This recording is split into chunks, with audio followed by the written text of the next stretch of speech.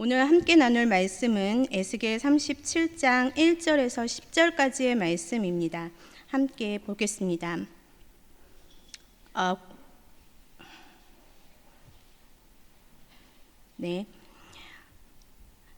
여호와께서 권능으로 내게 임재하시고 그의 영으로 나를 데리고 가서 골짜기 가운데 두셨는데 거기 뼈가 가득하더라.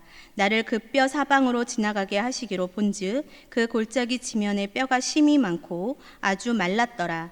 그가 내게 이르시되 인자야 이 뼈들이 능히 살 수 있겠느냐 하시기로 내가 대답하되 주 여호와여 주께서 아시나이다. 또 내게 이르시되 너는 이 모든 뼈들에게 대언하여 이르기를 너희 마른 뼈들아 여호와의 말씀을 들을지어다. 주 여호와께서 이 뼈들에게 이같이 말씀하시기를 내가 생기를 너희에게 들어가게 하리니 너희가 살아나리라. 너희 위에 힘줄을 두고 살을 입히고 가죽으로 덮고 너희 속에 생기를 넣으리니 너희가 살아나리라. 또 내가 여호와인 줄 너희가 알리라 하셨다 하라. 이에 내가 명령을 따라 대언하니 대언할 때에 소리가 나고 움직이며 이 뼈 저 뼈가 들어맞아 뼈들이 서로 연결되더라. 내가 또 보니 이 뼈에 힘줄이 생기고 살이 오르며 그 위에 가죽이 덮이나 그 속에 생기는 없더라. 또 내게 이르시되 인자야 너는 생기를 향하여 대언하라. 생기에게 대언하여 이르기를 주 여호와께서 이같이 말씀하시기를 생기야 사방에서부터 와서 이 죽음을 당한 자에게 불어서 살아나게 하라 하셨다 하라.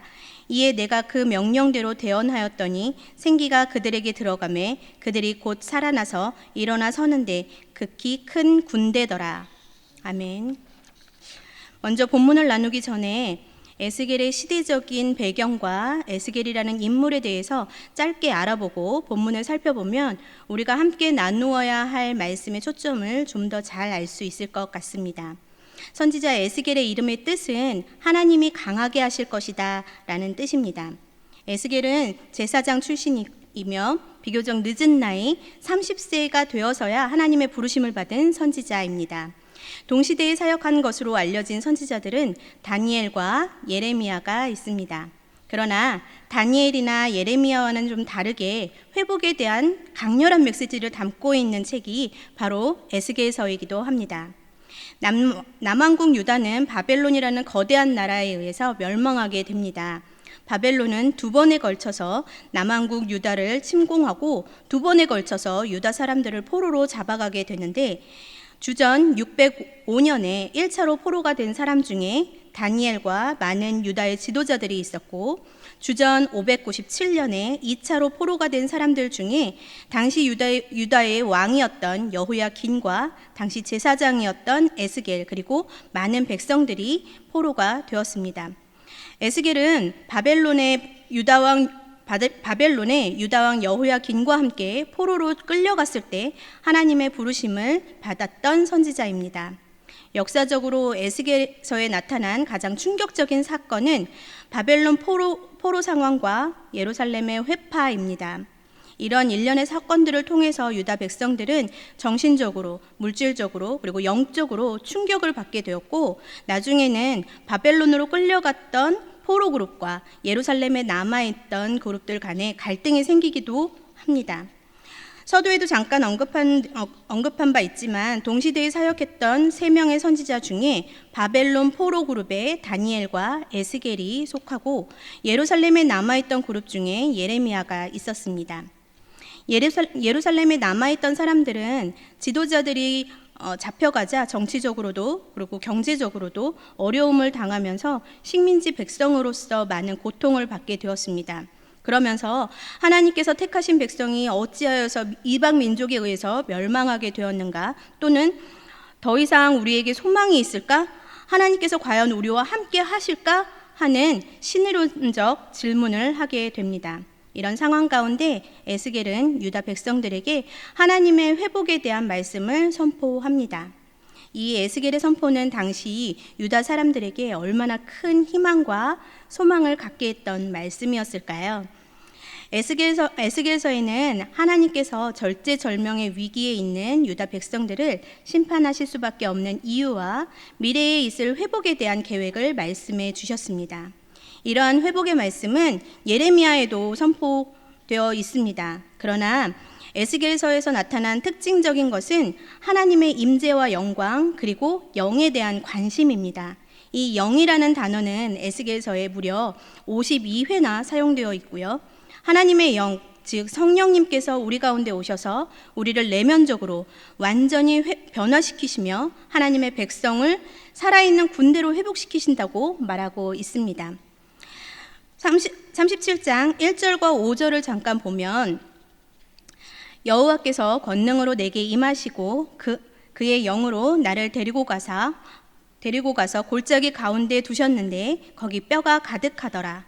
5절 보면 주 여호와께서 이 뼈들에게 이같이 말씀하시기를 내가 생기를 너희에게 들어가게 하리니 너희가 살아나리라. 1절의 그의 영과 5절의 생기가 바로 성령님입니다. 성령님은 우리를 인도해 주시며 우리를 살게 하는 영입니다.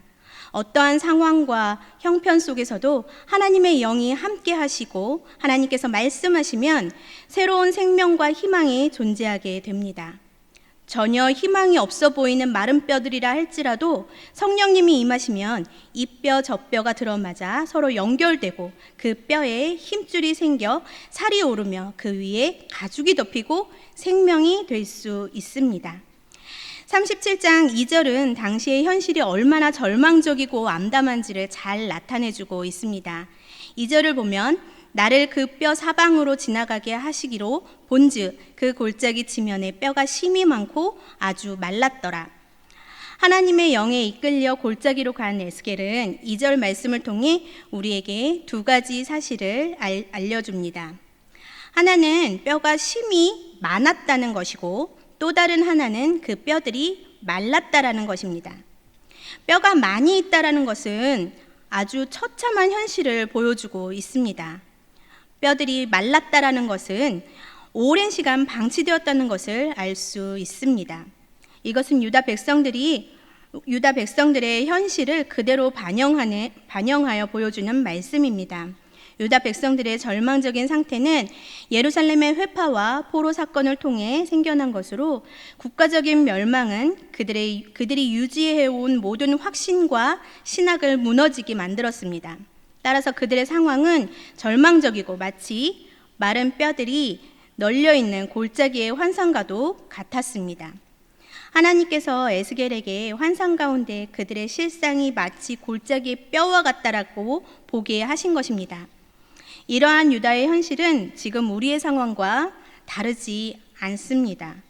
코로나19라는 팬데믹으로 인해 우리의 일상이 멈추고 그 멈춤 속에서 교회는 예배도 드리지 못하는 초유의 사태가 벌어졌고 비대면의 시간이 길어짐에 따라서 우리는 신앙을 지키는 것도 다음 세대의 신앙을 전수하는 것도 어려울 만큼 암담한 현실입니다.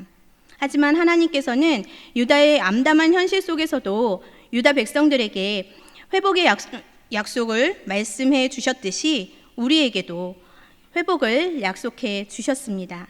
하나님께서는 마른 뼈를 보며 절망하고 있는 에스겔의 마음을 아시고 에스겔에게 질문을 하십니다. 3절에 보면 그가 내게 이르시되 인자야 이 뼈들이 능히 살 수 있겠느냐 하시기로 내가 대답하되 주 여호와여 주께서 아시나이다. 에스겔은 눈앞에 마른 뼈들을 보며 하나님께서 하시는 능히 살 수 있겠느냐라는 질문에 네 하나님은 못하는 것이 없으신 전능하신 하나님입니다. 이렇게 명확하게 대답하지 못합니다. 그냥 애매하게 주께서 아시나이다 라고 대답합니다. 이것은 문제와 상황을 바라보고 있는 에스겔뿐만 아니라 우리도 마찬가지인 것 같습니다. 우리는 현재의 한국 교회와 현실을 보며 하나님이 회복하실 거라는 약속을 온전히 신뢰하기보다는 언젠가는 되겠지라는 기대만 가지고 있습니다.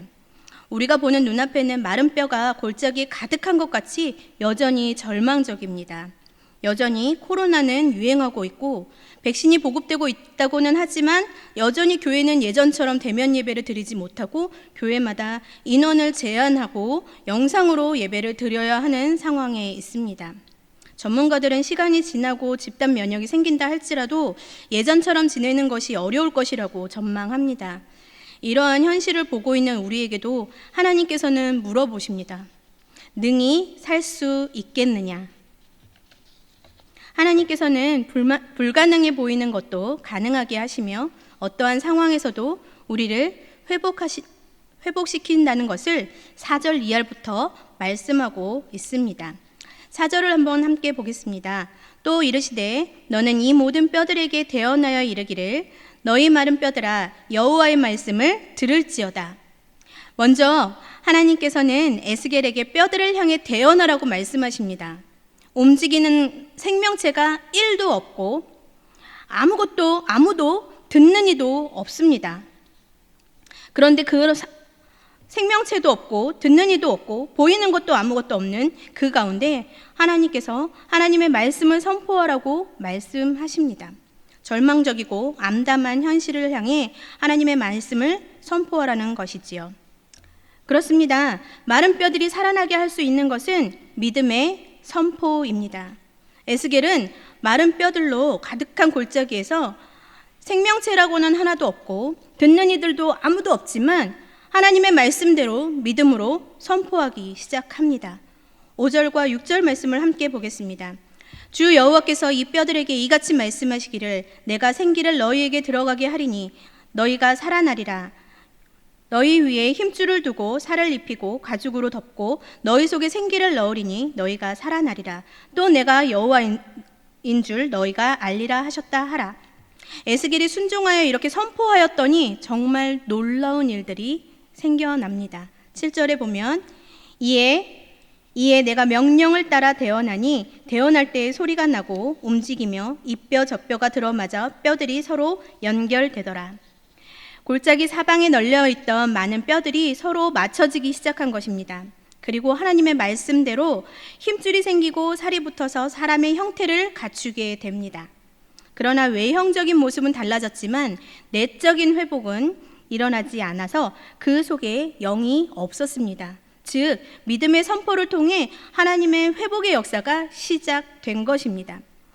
뼈들이 맞추어져서 외형적으로 변하는 모습으로 또 정말 놀라운 일인데 하나님께서는 또 에스겔에게 두 번째로 명령하십니다. 9절과 10절을 보겠습니다. 또 내게 이르시되 인자야 너는 생기를 향하여 대언하라. 생기에게 대언하여 이르기를 주 여호와께서 이같이 말씀하시기를 생기야 사방에서부터 와서 이 죽음을 당한 자에게 불어 살아나게 하라 하셨다 하라. 이에 내가 그 명령대로 대언하였더니 생기가 그들에게 들어가매 그들이 곧 살아나서 일어나 서는데 극히 큰 군대더라. 하나님께서 행하시는 놀라운 기적에는 믿음의 선포가 필요했습니다. 그리고 이번에는 완전한 성취를 위해 생기야 사방에서 불어와 이 죽음당한 자에게 불어서 살아나게 하라 라고 외치는 단계가 필요합니다. 이것은 성령의 충만함을 위해 기도해야 한다는 것입니다. 하나님께서는 사람의 모양을 갖춘 뼈들을 향해 일방적으로 생기야 들어가라 라고 말씀하시고 그렇게 온전한 생명체로 만드실 수 있습니다. 그럼에도 불구하고 하나님께서는 에스겔에게 말씀하십니다. 에스겔에게 선포하라고 명령하십니다. 이것은 마른 뼈와 같은 문제와 상황이 하나님의 군대로 살아나서 움직일 수 있는 역사를 만들기 위해서는 우리의 기도가 필요하다는 것입니다. 에스겔은 하나님의 말씀대로 성령의 충만을 위해 기도했고 바로 그때 그 뼈들이 온전히 살아나 실제 살아있는 생명력을 갖게 되고 큰 군대가 되는 것을 보게 됩니다. 하나님께서는 처음부터 에스겔의 믿음으로 선포할 때부터 에스겔이 믿음으로 선포할 때부터 그 뼈들이 큰 군대로 온전한 생명체로 만들어낼 수 있었습니다. 그러나 하나님께서는 에스겔에게 명령하게 하십니다. 에스겔의 입술을 통해서 명령하게 하시지요. 에스겔이 생기야 사방에서 불어와 이 죽음당한 자들에게 살아나게 하라라고 간구하니 10절에 그 명령대로 생기가 그들에게 들어가서 바로 즉시 응답되었습니다. 하나님께서는 에스겔의 말씀을 통해 우리에게도 말씀하십니다. 상황이 어려울수록, 현실이 암담하고 절망적일수록 하나님을 바라보고 믿음으로 선포하라고 하십니다.